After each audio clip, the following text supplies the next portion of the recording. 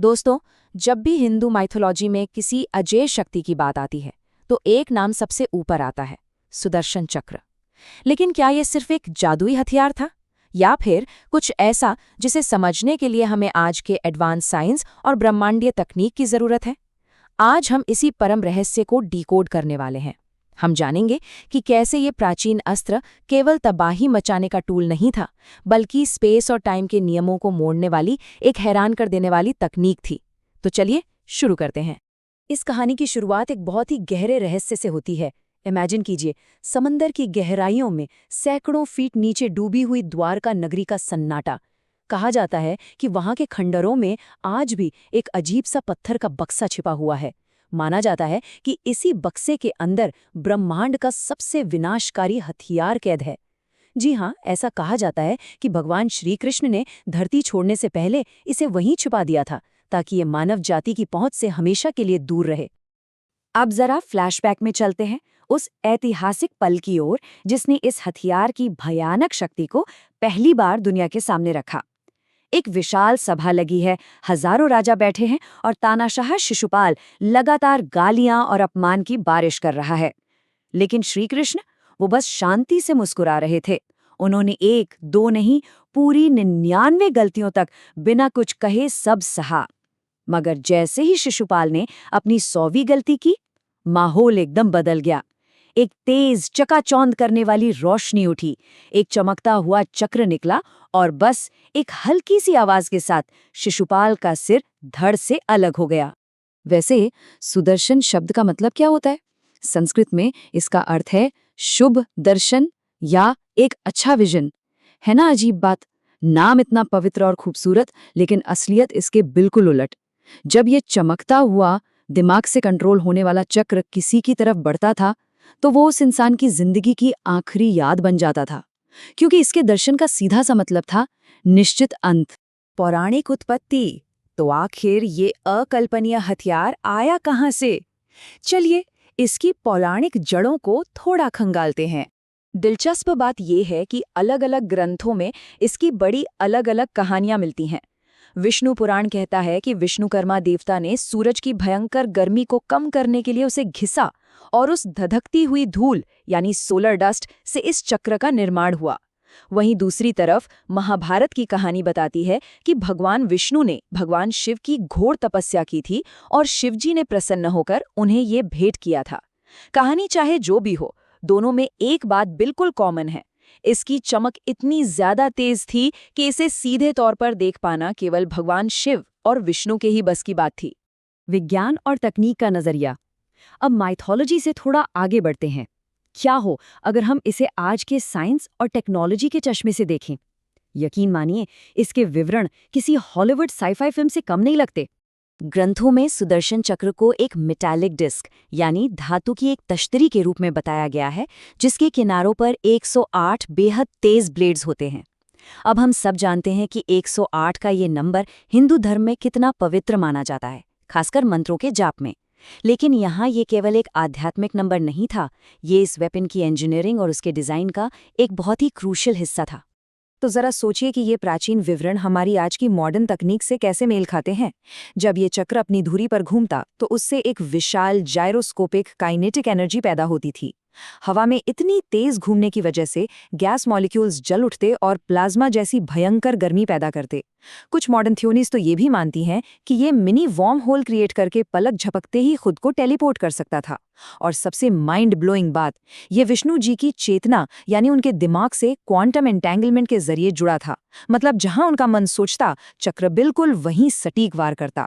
वास्तविकता और समय को मोड़ना। तो ये बात तो साफ है कि ये केवल एक उड़ने वाला ब्लेड नहीं था, ये एक ऐसी एडवांस टेक्निक थी जो अपने आसपास के पर्यावरण और वास्तविकता दोनों को पूरी तरह बदल कर रख सकती थी। महाभारत युद्ध के 14वें दिन का वो रोंगटे खड़े कर देने वाला किस्सा याद है? अर्जुन ने कसम खाई थी कि अगर सूर्यास्त तक जयद्रथ को नहीं मार पाए तो वो आग में कूदकर जान दे देंगे। कौरवों ने चालाकी से जयद्रथ को अंधेरा होने तक छुपाए रखा। अर्जुन बस चिता में जाने वाले थे कि तभी श्री कृष्ण ने सुदर्शन चक्र से सीधे सूरज को ही ढक दिया। दिन में ही रात जैसा अंधेरा छा गया। ये एक तरह का आर्टिफिशियल सूर्य ग्रहण था। अंधेरा देखकर जयद्रथ जैसे ही बाहर आया, चक्र हट गया, सूरज वापस चमकने लगा और अर्जुन ने अपनी प्रतिज्ञा पूरी कर ली। स्पीड और एक्यूरेसी की बात करें तो एक और कमाल की घटना है। द्वारका पर शाल्वा नाम के राक्षस का हमला हुआ था। शाल्वा ने अपने उड़ने वाले मायावी विमान से ऐसे ऐसे इल्यूजन या भ्रम पैदा किए कि द्वारका की सेना पूरी तरह कंफ्यूज हो गई। तब श्री कृष्ण ने सुदर्शन चक्र छोड़ा। बिजली की रफ्तार से उस चक्र ने एक ही झटके में उस मायावी विमान को बीच से चीर दिया, सारे भ्रम को तोड़ डाला और पलक झपकते ही वापस कृष्ण जी के हाथों में लौट आया, बिल्कुल किसी बूमरैंग की तरह। और अगर बात समय और अलग अलग डायमेंशंस को पार करने की हो तो दुर्वासा ऋषि वाली कहानी एकदम परफेक्ट है। गुस्से में आकर दुर्वासा ने कृष्ण जी के एक परम भक्त अम्बरीश को श्राप दे दिया। फिर क्या था, बचाव में सुदर्शन चक्र उनके पीछे लग गया। अपनी जान बचाने के लिए ऋषि पृथ्वी से भागे, ब्रह्मलोक गए, फिर शिवलोक गए, लेकिन कोई फायदा नहीं। अलग अलग डायमेंशंस में जाने के बाद भी ये चक्र किसी एडवांस हीट सीकिंग मिसाइल की तरह उनके पीछे लगा रहा। हार मानकर उन्हें वापस लौटकर माफी मांगनी पड़ी, तब जाकर ये शांत हुआ। प्राचीन सामूहिक विनाश के हथियार। वैसे आपको बता दूं, सुदर्शन चक्र अकेला ऐसा हथियार नहीं था। हमारे प्राचीन ग्रंथों में ऐसे कई और प्रलयंकारी अस्त्रों का जिक्र है जिन्हें आज की भाषा में हम वेपन्स ऑफ मैस डिस्ट्रक्शन कह सकते हैं। जैसे कि ब्रह्मास्त्र, जिसके चलने के बाद सब कुछ जलकर राख हो जाता था, सिर्फ पूर्ण विनाश बचता था। और उससे भी कहीं ज्यादा खतरनाक था पशुपतास्त्र, भगवान शिव का अल्टीमेट वेपन। माना जाता है कि इसकी एनर्जी इतनी ज्यादा अनस्टेबल थी कि ये स्पेस टाइम के फैब्रिक को ही फाड़ सकता था। आज के फिजिसिस्ट शायद इसे एक माइक्रो ब्लैक होल की तरह देखें। अर्जुन के पास यह अस्त्र मौजूद था, लेकिन श्री कृष्ण ने यह मेक श्योर किया कि युद्ध में अर्जुन इसे कभी इस्तेमाल न करें, क्योंकि इसके इस्तेमाल का मतलब था पूरे ब्रह्मांड का खात्मा। तो अब सबसे बड़ा सवाल ये उठता है कि इतना शक्तिशाली अस्त्र आज है कहाँ? जैसा कि हमने शुरुआत में बात की थी, क्या ये सच में द्वारका के साथ समंदर की गहराइयों में दफन हो गया ताकि कोई इंसान इस तक ना पहुंच सके, या फिर कुछ कहानियों के मुताबिक ये श्री कृष्ण के साथ ही वैकुंठ लौट गया? सच्चाई चाहे जो भी हो, एक बात तो बिल्कुल साफ है, इस चक्र की एनर्जी को बर्दाश्त करना पूरे ब्रह्मांड में केवल भगवान विष्णु और भगवान शिव के ही बस की बात है। परम शक्ति का भार। इन सब हाईटेक और विनाशकारी बातों से थोड़ा पॉज लेते हैं। जरा सोचिए उस शख्सियत के बारे में जिसके हाथ में ये अल्टीमेट पावर थी। पावर और कंट्रोल का असली बैलेंस क्या होता है, ये श्री कृष्ण से बेहतर कोई नहीं समझा सकता। एक तरफ उनके पास ऐसी ताकत थी कि वो चुटकियों में महाभारत का युद्ध खत्म कर सकते थे, लेकिन उन्होंने क्या चुना? सिर्फ एक साधारण सारथी बनना। उनके पास समय और वास्तविकता को मोड़ने की ताकत थी, फिर भी उन्होंने बचपन में अपने माता पिता से दूर रहने का दर्द सहा, कर्तव्य के लिए अपने प्रेम राधा को पीछे छोड़ दिया और अंत में अपनी ही आंखों के सामने अपनी बसाई हुई द्वारका को समुद्र में डूबते देखा। जहां से हमें सबसे बड़ा लेसन मिलता है। पूर्ण शक्ति की असली पहचान उसका इस्तेमाल ना करने के पूर्ण संयम में है। श्री कृष्ण ने इतनी भयंकर शक्ति होने के बावजूद कभी भी सुदर्शन चक्र का इस्तेमाल अपने पर्सनल फायदे, दुख या गुस्से में नहीं किया। इसे केवल और केवल तब एक्टिवेट किया गया जब ब्रह्मांड का बैलेंस पूरी तरह से बिगड़ चुका था और धर्म को बचाने का कोई दूसरा रास्ता नहीं बचा था।